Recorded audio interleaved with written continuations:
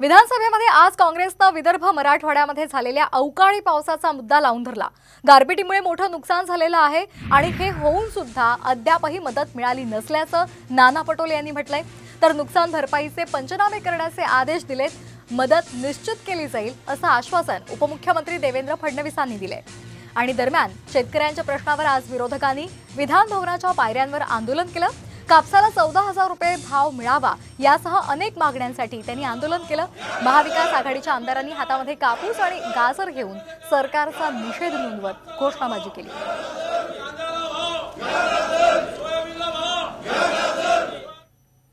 अवकाळी पावसामुळे मोठ्या प्रमाणात विदर्भ आणि मराठवाड्यामध्ये शेती पिकाचं नुकसान झालं। 2-2 फूट त्या ठिकाणी गारपीट त्या ठिकाणी जमा झाली। अध्यक्ष महाराज मागच्या काळातही शेतकऱ्यांना मदत मिळाली नाही आणि आजही मदत मिळेल की नाही मिळेल। माननीय उपमुख्यमंत्री आमचे दिलदार आहेत, त्यांनी आता आणलं तर ते 12 तास नाही 24 तास पण शेतकऱ्यांना शेतीच्या पंपाला विद्युत देतील आणि हे झालेल्या नुकसान भरपाईचं तातडीनं मदत करणं हा त्याच्यातला एक महत्त्वाचा भाग आहे। अध्यक्ष महोदय, खरं म्हणजे स्थगनवर असं उत्तर द्यायचं नसतं, पण नानाभाऊ प्रदेशाध्यक्ष असल्यामुळे आणि विषय महत्त्वाचा असल्यामुळे तात्काळ त्या संदर्भातले आदेश दिलेले आहेत आणि नुकसान भरपाईची जी काही त्या ठिकाणी म्हणजे नुकसानीचा जो तक्ता आहे तो मागवून घेतलेला आहे आणि अशा परिस्थितीमध्ये नानाभाऊ आपण स्टँडिंग ऑर्डर्स प्रमाणे तात्काळ मदत करतो, त्यामुळे ती मदत निश्चितपणे करण्यात येईल।